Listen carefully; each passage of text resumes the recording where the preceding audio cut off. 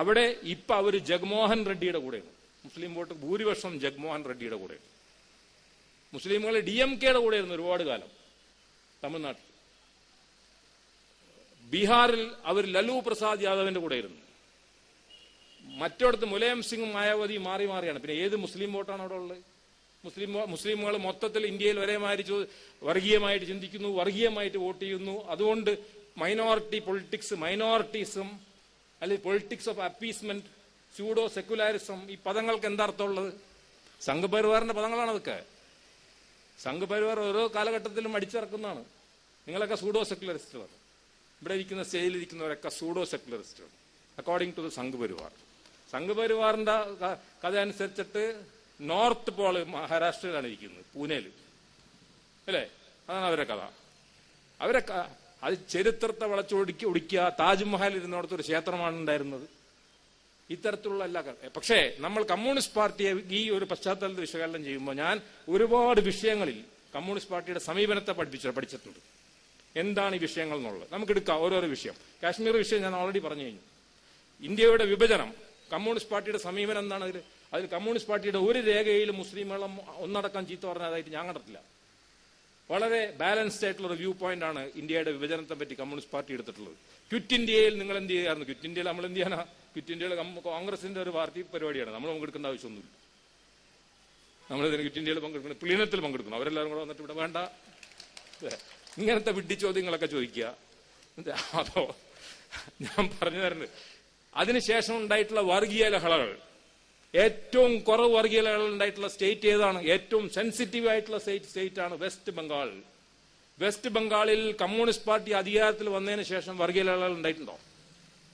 ഉണ്ടായിട്ടുണ്ട്. പരിശോധിക്കുക. 20-25 കൊല്ലം ഭരിച്ചല്ലോ കോൺഗ്രസ് മുഖ്യമന്ത്രിമാരായ പ്രഫുൽ ചന്ദ്രൻ സെന്നും ബിധാൻ ചന്ദ്ര റോയും സിദ്ധാർത്ഥ ശങ്കർ റായൊക്കെ. ആ ടൈം പഠിക്കുക. പിന്നെ ജ്യോതി ബാസുവിന് ശേഷമുള്ള കാലഘട്ടം പഠിക്കുക. വലിയ സെൻസിറ്റീവാണ്. ഞാൻ അവിടെയൊക്കെ പോകുന്നത്. MES അവിടെ ഒരു മെഡിക്കൽ ക്യാമ്പൊക്കെ ഉണ്ട്. അവിടെ ഇത് ബോർഡർ കടന്നു കഴിഞ്ഞാൽ അപ്പുറത്ത് ബംഗ്ലാദേശാണ്. 1971 യുദ്ധം, അതിൽ അഭയാർത്ഥികളുടെ പ്രശ്നം. അത് വേണ്ട, ആസാമിലെ അഭയാർത്ഥി പ്രശ്നം ഓർമ്മയുണ്ടല്ലോ. ആസാമിലെ ബംഗാളികൾ ബംഗ്ലാദേശികളാന്ന് പറഞ്ഞിട്ടായിരുന്നു AGPയുടെ പ്രചരണം. അതിനെയൊക്കെ തടുക്കാൻ മുന്നിൽ നിന്നത് CPM അല്ലേ? അതിനെയൊക്കെ തടുക്കാൻ നിന്നത് CPM ആണ്. അതിനുശേഷം ബാബരി മസ്ജിദ് നമുക്ക് പറയേണ്ട ആവശ്യമില്ലല്ലോ. ബാബരി മസ്ജിദും അതിന്റെ പിന്നിലുള്ള ഇന്റലക്ച്വലായിട്ടുള്ള ഇടപെടലുകൾ കമ്മ്യൂണിസ്റ്റ് പാർട്ടി നടത്തിയിട്ടുള്ളത് അവിടെ വലിയ ശക്തമല്ല. നിങ്ങൾക്കൊരു തമാശ പറഞ്ഞുതരാം. ഈ ബാബരി മസ്ജിദ് തകർന്നു വീടുമ്പോൾ അവിടുത്തെ MLA CPI-കാരനായിരുന്നു, മിത്രസെൻ യാദവ്.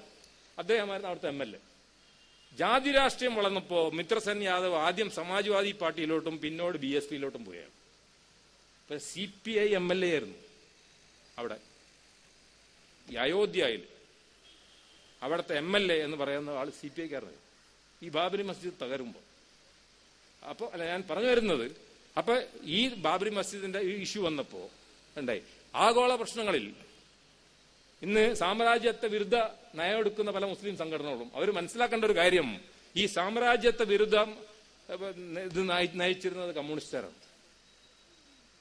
എല്ലാ സ്ഥലത്തും ഈ അറബ് രാഷ്ട്രങ്ങളെ മുഴുവൻ സംരക്ഷിച്ചു പോന്നിരുന്നത് കമ്മ്യൂണിസ്റ്റ് പ്രസ്ഥാനങ്ങളാണ്. അതിന് ഞാൻ പേര് കൊടുക്കുന്നില്ല, ഞാൻ സോവിയറ്റ് റഷ്യ എന്ന് പറയുന്നില്ല.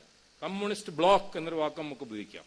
1967 യോം കിപ്പൂർ യുദ്ധം, അതിനുശേഷം 73 യുദ്ധം, അതിലൊക്കെ കമ്മ്യൂണിസ്റ്റ് പാർട്ടിയാണ് സാമ്രാജ്യത്വ വിരുദ്ധ നയം എന്നുള്ള നിലക്ക് ഈ അറബ് രാഷ്ട്രങ്ങളെയൊക്കെ ഇതാക്കിയിരുന്നു. ഇപ്പൊ എന്തായി ഈ അറബ് രാഷ്ട്രങ്ങളൊക്കെ? അന്നൊരു കുഴപ്പമില്ലല്ലോ അറബ് രാഷ്ട്രങ്ങൾക്കൊന്നും, അവരങ്ങനെ തന്നെ നിൽക്കുന്നുണ്ട്. ഇപ്പൊ അറബ് രാഷ്ട്രങ്ങളൊക്കെ ഛിന്ന ഭിന്നമായി, തകർന്ന് തരിപ്പണമായി. അപ്പോ കമ്മ്യൂണിസ്റ്റ് പാർട്ടികൾ ഈ പലസ്തീന്റെ വിഷയമായാലും മറ്റുള്ള അറബ് രാഷ്ട്രങ്ങളുടെ പ്രശ്നങ്ങളായാലും ഇതിലൊക്കെ കമ്മ്യൂണിസ്റ്റിന്റെ ഒരു നിലപാടുണ്ട്. ആ നിലപാട് ഈ ന്യൂനപക്ഷങ്ങൾക്ക് ഗുണകരമായിരുന്നു എന്നാണ് ഞാൻ സമർത്ഥിക്കാൻ ഉദ്ദേശിക്കുന്നത്. പിന്നെ 1-2 പ്രശ്നങ്ങൾ. ഉദാഹരണം, മുസ്ലിം രാഷ്ട്രങ്ങൾ സെക്കുലർ അല്ല, ഒക്കെ തെറ്റാണ്. 55 മുസ്ലിം രാഷ്ട്രങ്ങളുള്ളതിൽ ആകെ 4 സെക്കുലർ അല്ലാത്തുള്ളൂ. സൗദി അറേബ്യ സെക്കുലർ അല്ല, ഇറാൻ സെക്കുലർ അല്ല, പാകിസ്ഥാൻ സെക്കുലർ അല്ല. ഇങ്ങനെ ഒരു 3-4 രാഷ്ട്രം. ബാക്കിയുള്ള രാഷ്ട്രങ്ങളൊക്കെ പക്ക സെക്കുലറാ. കസാക്കിസ്ഥാന്റെ നേതാവായിരുന്ന നൂർ സുൽത്താൻ നാസർബായേവ് നമ്മുടെ ഗോർബച്ചേവിനെ പോയി കണ്ടു. അദ്ദേഹം അപേക്ഷ എന്നറിയോ, ദയവ് ചെയ്ത് USSR പിരിച്ചുവിടരുത്. ആ 5 മുസ്ലിം റിപ്പബ്ലിക്കുകളും അവസാനം വരെ അവർ പറഞ്ഞു ഞങ്ങൾ USSRന്റെ ഭാഗമായി തുടരാൻ ആഗ്രഹിക്കുന്നു. അവർ പോപ്പുലർ ആയിട്ടുള്ള നേതാക്കന്മാർ തന്നെയാണ്. കാരണം ആ ഇലക്ഷന് പിന്നീട് വന്ന ഇലക്ഷനിലും ഇവരൊക്കെ തന്നെയാണ് തുടർന്നത്. കരീമോവും നമ്മുടെ അസർബൈജാന്റെ നേതാക്കന്മാരെ അവർ തന്നെയാണ് തുടർന്നത്. അപ്പൊ അത് പാർട്ടി ബേസിലല്ല. അപ്പൊ മുസ്ലിം രാഷ്ട്രങ്ങളെ സംബന്ധിച്ചിടത്തോളം ഡയറക്റ്റായിട്ട് ഈ കമ്മ്യൂണിസമായിട്ട് വലിയ പോരാട്ടം നടന്നു എന്ന് പറയാവുന്ന ആകെ ഇന്തോനേഷ്യയിലാണ്. നമ്മുടെ സുകാർണോവിന്റെ കാലഘട്ടത്തിൽ നടന്ന നേരിയ പോരാട്ടമല്ലാതെ എവിടെയാണ് കമ്മ്യൂണിസവും ഇസ്ലാമുമായിട്ടുള്ള ഏറ്റുമുട്ടൽ ഉണ്ടായത് എന്നുള്ളത് എനിക്കറിയാത്തൊരു കാര്യമാണ്. പിന്നെ നമ്മുടെ കേരളത്തെ സംബന്ധിച്ച് നമ്മുടെ പാലോളി ഇവിടെ ഇരിക്കേണ്ടായിരുന്നു, അദ്ദേഹം പോയെന്ന് അറിഞ്ഞൂടാ. പലപ്പോഴും ചോദിക്കാറുണ്ട് മുസ്ലിമുകൾക്ക് വേണ്ടിയിട്ട് എന്ത് ചെയ്തു നമ്മുടെ കേരളത്തിലും ചുറ്റുമൊക്കെ കമ്മ്യൂണിസ്റ്റ് പാർട്ടി. 1957 കോട്ട വിത്തിന കോട്ട സംവരണത്തിൽ അവതരിപ്പിച്ചത് കമ്മ്യൂണിസ്റ്റ് പാർട്ടിയാണ്. അതിനു മുമ്പ് OBC സംവരണം ഉണ്ട് മുസ്ലിമുകൾക്ക്. പക്ഷെ മുസ്ലിമുകൾക്ക് പ്രത്യേകമായിട്ടുള്ള സംവരണം, അതായത് 8% in government in educational institution, 12% in government job അവതരിപ്പിച്ചത് കമ്മ്യൂണിസ്റ്റ് പാർട്ടി. 67 മലപ്പുറത്തിനെ പറ്റി ഞാൻ പറയുന്നില്ല, കാരണം എല്ലാവരും ഉണ്ടെന്ന് പറയാം, അതിൽ ഇരിക്കട്ടെ. അതിനുശേഷം മുസ്ലിം അവസ്ഥ വളരെ മോശമാണെന്ന് ആര് കണ്ടുപിടിച്ചു? UPA 1 അതിനെ സപ്പോർട്ട് ചെയ്ത് നിർത്തിയത് കമ്മ്യൂണിസ്റ്റ് പാർട്ടിയാണ്. അങ്ങനെ സച്ചാർ കമ്മീഷൻ റിപ്പോർട്ട് ഇത്രയും ദ്രുതഗതിയിൽ അത് കണ്ടുപിടുത്തങ്ങൾ കൊണ്ടുവരികയും പാർലമെന്റിൽ അവതരിപ്പിക്കുകയും ഇവിടെ കൊണ്ടുവരികയും ചെയ്തു. കമ്മ്യൂണിസ്റ്റ് പാർട്ടിയുടെ സഹായത്തോട് കൂടിയിട്ട് ഞാൻ അടക്കം ഒരു അംഗമായിരുന്നു പാലോളി കമ്മിറ്റിയിൽ. അത് കംപ്ലീറ്റ് നടപ്പാക്കിയില്ലേ. അതിനുശേഷം സച്ചാർ കമ്മീഷൻ റിപ്പോർട്ടും മണ്ഡൽ കമ്മീഷൻ റിപ്പോർട്ടും കൂടെ ഒരുമിച്ച് വായിച്ചുകൊണ്ട് വെസ്റ്റ് ബംഗാൾ അടക്കമുള്ള സ്ഥലങ്ങളിൽ കമ്മ്യൂണിസ്റ്റ് പ്രസ്ഥാനങ്ങൾ ഇത് നടപ്പാക്കിയില്ലേ, സംവരണം നടപ്പാക്കിയില്ലേ. ഇന്ത്യയിൽ സംവരണം നടപ്പാക്കിയിട്ടുണ്ട്. ഇപ്പൊ വെസ്റ്റ് ബംഗാളിൽ മുമ്പ് എന്തുകൊണ്ട് നടപ്പാക്കിയില്ല എന്ന് ചോദിച്ചാൽ മുമ്പ് എവിടെയും നടപ്പാക്കിയിട്ടില്ലല്ലോ. കേരളത്തിലും തമിഴ്നാട്ടിലും ഒഴികെ ബാക്കി ഒരു സ്ഥലത്തും സംവരണം നടപ്പാക്കിയിട്ടില്ല മുസ്ലിമുകൾക്ക്. അതൊക്കെ വിഭജനത്തിന്റെ ഭാഗമായിട്ടുണ്ടായിട്ടുള്ള ചില പശ്ചാത്തലങ്ങളുണ്ട്. അതുകൊണ്ട് പെട്ടെന്ന് നടപ്പാക്കിയില്ല. ഇപ്പൊ നടപ്പാക്കി. അന്ന് രംഗനാഥ് മിശ്ര കമ്മീഷനായാലും സച്ചാർ കമ്മീഷനായാലും ഇതെല്ലാം CPM അംഗീകരിക്കുന്നുണ്ടല്ലോ. CPM ഇതിനൊന്നും എതിർത്ത് പറയുന്നില്ല. അപ്പൊ എവിടെയാണ് അഭിപ്രായ വ്യത്യാസം ഉള്ളത്? അവിടെ അഭിപ്രായ വ്യത്യാസമൊന്നും കാര്യമായിട്ടില്ല. പിന്നെ നമ്മൾ വരുന്നത് കാര്യമായിട്ട് സിവിൽ റൈറ്റ്സ് പ്രശ്നം. അനേകം മുസ്ലിം യുവാക്കളെ ജയിലിലിട്ട് അടച്ചിരിക്കുന്നു. ആരാ പറഞ്ഞത്? ഞാനല്ല പറയുന്നത്, CPM-കാരാ പറയുന്നത്. എനിക്കിപ്പോഴും സംശയമാണ് അവരെന്തോ തിരിമറി ഉണ്ടാക്കണ്ടോ ഇല്ലെന്ന്. എനിക്കറിയില്ല, പക്ഷെ നിങ്ങൾക്ക് കൂടുതൽ അറിയാം. കാരണം നിങ്ങളുടെ രാഷ്ട്രീയത്തിന്റെ പ്രത്യേകിച്ച് നമ്മുടെ ആഭ്യന്തരമന്ത്രി ഇവിടെ ഇരിക്കുമ്പോൾ അദ്ദേഹത്തെ എന്നെക്കാൾ കൂടുതൽ അറിയാം തിരിമറി ഉണ്ടോ ഇല്ലേ. അബ്ദുൽ നാസർ മാദനിക്ക് വേണ്ടി ഞങ്ങൾ മുസ്ലിങ്ങളല്ലല്ലോ പോരാടുന്നത്, മാദനിക്ക് വേണ്ടി സെബാസ്റ്റ്യൻ പോളും കൂട്ടരാ പോരാടുന്നത്.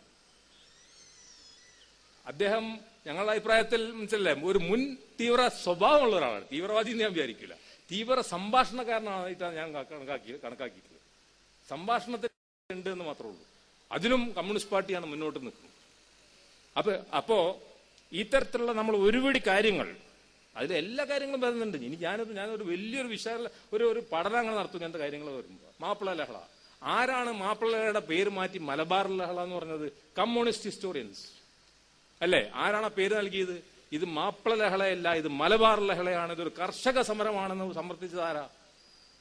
ഇന്നും ഇന്ത്യയുടെ ചരിത്രം നേരാവണ്ണം കാണുന്നത് മാർക്സിയൻ ചരിത്രകാരന്മാർ മാത്രമാണ്. ഇർഫാൻ ഹബീബ് തൊട്ടിട്ട് താഴത്തോട്ട്.